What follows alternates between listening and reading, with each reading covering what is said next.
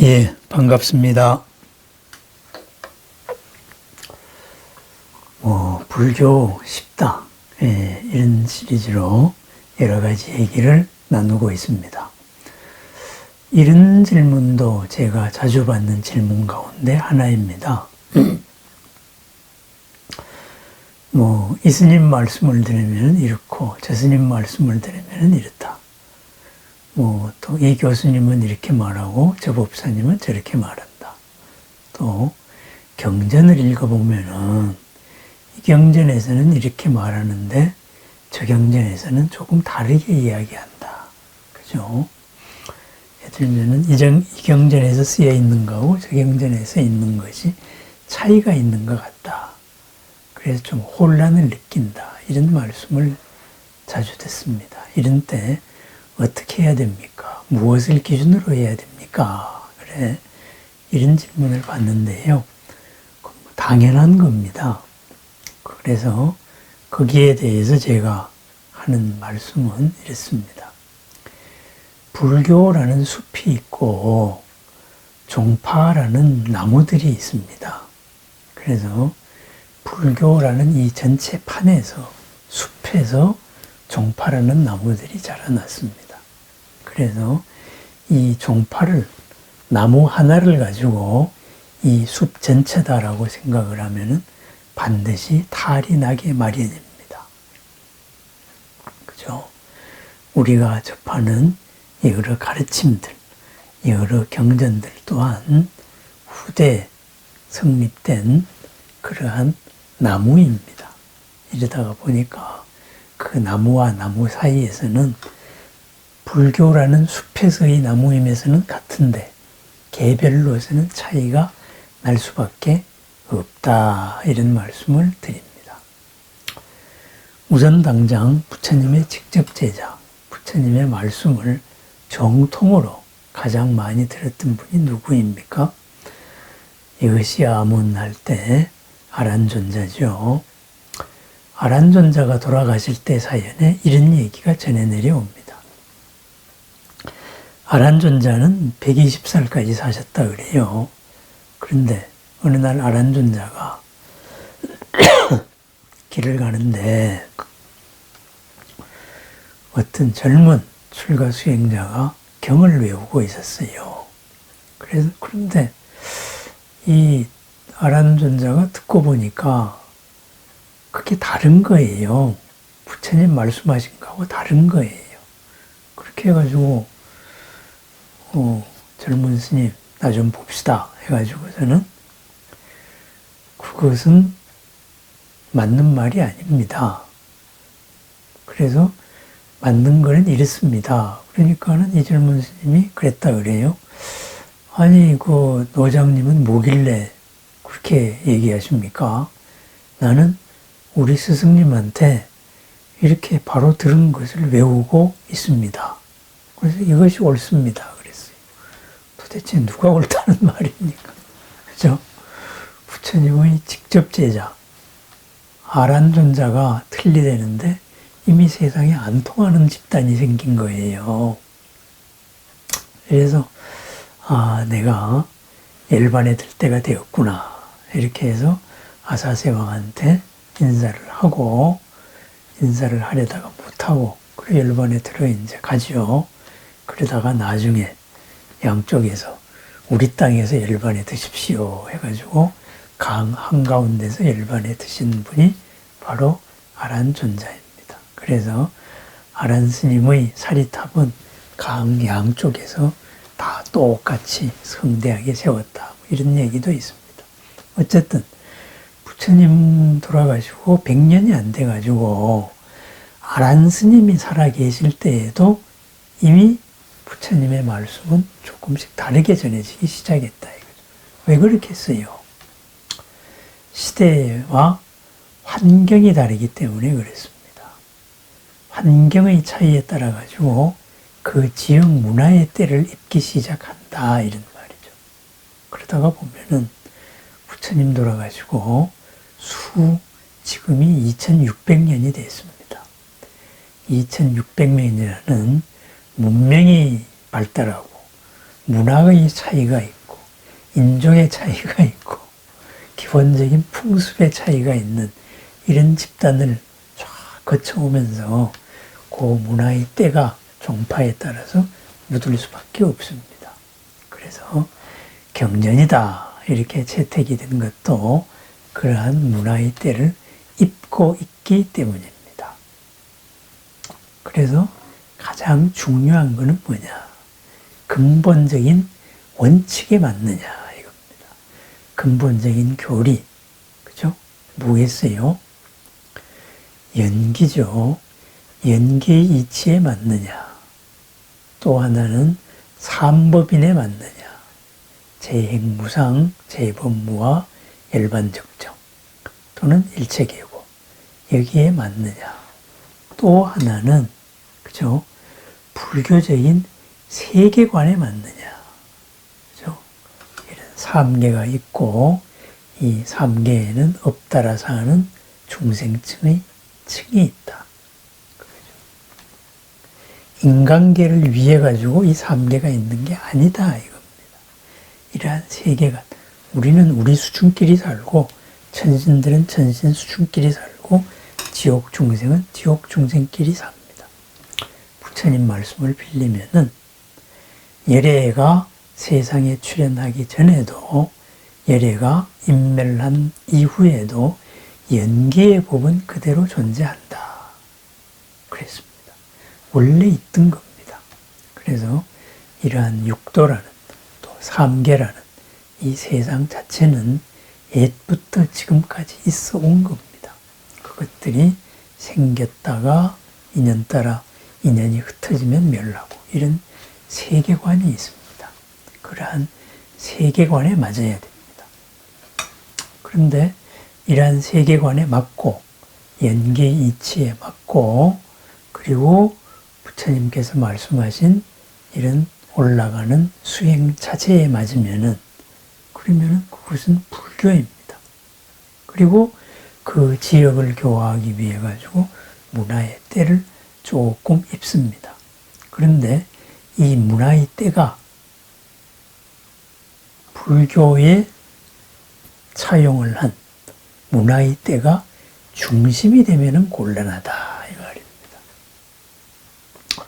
예를 들면은 지장신앙도 인도에서 서역을 거쳐서 중국을 오면서 중국에 와서는 중국의 도가사상인 시왕, 10대왕이 거기 끼어든 거죠. 이렇다가 보니까 이 대왕이 갑자기 심판자가 되어버립니다. 그래서 그 대왕들한테 잘 보이자. 그래서 미리 내 죄를 지낸다. 이런 것도 있고 여러 가지. 이것은 중국 문화적인 때가 끼어든 겁니다. 누가 누구를 심판합니까? 내 업에 의해서 내 스스로의 판단에 의해서 가는 겁니다. 거기서 잘못 가는 것을 우리가 깨우쳐 주는 것이 천도제입니다. 이런 식으로 여러 가지 때가 묻어 있는 게 있습니다. 그리고 인도에는 그러한 평지 문화, 이래서 산신신앙이 없었습니다. 그랬는데 우리나라에 와서는 이런 산신도 호법성 중의 하나로 받아들이는 이런 산신신앙 이런 것도 있습니다. 인도에는 칠성신앙이 없었습니다. 그런데 중국에 와서는 북두 칠성에 대한 그러한 깊은 믿음이 있었습니다. 하늘의 별이 인간의 모든 운수를 좌우한다. 그래서 칠성열애 이렇게 해서 칠성신앙도 들어갔습니다. 그럼 중국과 한국에만 그러냐? 그렇지 않습니다. 인도라는 인도 대륙에서부터 저쪽 인도 북쪽 중국에서 말하는 서역이라는 사막 지방, 그죠? 실크로드 지방이죠. 이런 데로 퍼지고 이런 과정 속에서도 그 지역의 문화의 때가 조금 묻었습니다. 그렇습니다. 그 지역의 문화를 불교의 틀로 이렇게 용해를 해버립니다. 모든 문화가 불교에 들어오면 용광로였습니다. 그래서 그러한 문화의 차이에 의한 여러 충돌이 있습니다. 그런데 그 문화의 자치들, 이것들이 중심이 되면은 안 된다 이 말입니다. 그래서 경에서 말하고 있는 근본적인 이 방향, 취지가 무엇이냐, 거기에 따라가면 됩니다. 거기에 끼어든 불교라는 숲에서 자라난 특수한 나무의 가지들은 적당히 사상을 해야 된다 이 말입니다. 잘라내야 된다. 그래서 경전의 글자 하나하나 또는 이 경전을 읽다가 보니까 내 마음에 쏙 드는 게 있다. 그래서 그것을 중심이다. 중심 사상이다. 이렇게 판단하면 아주 곤란한 결과가 생깁니다. 그것은 불교의 이름을 한 불교 아닌 것이 되어버립니다. 비불교가 되어버립니다. 이거죠. 부처님이 보실 때 참 이상한 불교가 되어버리는 거죠. 그렇습니다. 그래서 우리가 대승경전을 볼 때에도 특히 그런 것을 유의해야 되고, 또 초기 경전이라고 일컬어지는 여러 가지 빨리어 경전이나 이런 것도 마찬가지입니다. 혹자는 빨리어 경전이 부처님의 직설이다, 뭐 이렇게 말하고 그렇게 통용되고 있어요. 그런데 근래 연구에 의하면은 그것도 그렇지 않습니다. 20개의 부파 가운데의 한 부파에 치우쳐서 성립된 경전이다. 이렇게 보는 것이 최근의 연구 결과에서 드러났습니다. 부처님의 직설이라고 말하는 남방의 여러 경전이나 그것을 체계화시킨 청정토론, 이론서나 그 사람들은 자기들이 정통이다 그러죠. 그거 다 부처님 돌아가시고 500년 뒤에 성립된 것들입니다. 그래서 여러 가지 우리가 이런 거를 볼 때 항상 불교라는 숲을 보고, 그죠? 이 숲 속에서 나무를 봐야 됩니다. 그래서 이 나무는 이렇게 아름답게 자랐구나. 그죠? 부처님의 사상이 지금의 파키스탄 지방 또는 아프가니스탄 지방에서는 이런 아름다운 나무로 자랐구나. 그 위의 돈항 지방, 그쪽의 사막 지방에서는 이런 아름다운 나무로 자랐구나. 중국에서는, 한국에서는 이런 아름다운 나무로 자랐구나. 이렇게 바라보는 것이 필요하다 이거죠. 그래서 전체를 보는 눈이 필요합니다. 그 다음에 개별을 봐야 됩니다. 이 개별을 가지고 전체로서 착각을 하면은 안 된다 하는 말입니다. 그래서 종파 불교를 그것이 전체다라고 착각을 하는, 이래서는 안 됩니다. 물론 그 종파를 이루고 있는 사람들은 전체라고 주장을 하지요. 그 사람들은 그렇게 주장합니다. 그건 그분들의 주장입니다. 주장이 그렇다고 그런 건 아닙니다. 2600년 불교사에서 일어났다가 사라진 수많은 종파 가운데 하나이다. 이렇게 바라보면 됩니다. 가장 대표적인 예를 하나만 들겠습니다. 부처님 당시에도 후계자가 없었고, 부처님 돌아가신 다음에도 비밀이 전한, 스승의 주목 속에 숨겨서 비밀이 전한 이런 후계자도 없고 그런 비밀의 가르침도 없다 그랬어요.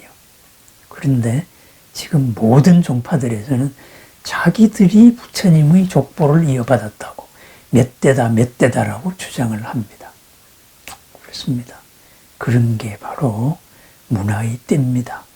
그리고 집단, 종파들이 가지고 있는 때입니다. 하지만은 그러한 때를 감안하더라도 이 부처님의 불교라는 숲에서 자라는 나무들은 다 훌륭한 나무들이다. 이렇게 받아들이면 됩니다. 그래서 일단은 불교라는 숲이 뭐냐, 전체의 판을 바라보는 그러한 공부가 제일 중요하다고 하겠습니다. 부처님께서 법을 설하신 이유, 많은 사람의, 많은 천신들의 이익과 안락을 위해서입니다. 한마디로 넉넉하고 행복한 삶을 위해서입니다. 부처님의 뜻에 맞게 우리도 어제도 오늘도 그리고 내일도 더 나은 이로움과 평안의 삶을 살 수 있다면은 그것이 바로 부처님의 뜻에 맞는 불교입니다. 종파에 매몰되어서 나머지를 부정하고 더 나를 평안하게 하지 않고 남과 다투는 사람들, 그것은 부처님의 뜻에 어긋나는 사람들입니다. 언제나 어디서나 행복한 불자가 되시기를 축원드립니다. 감사합니다.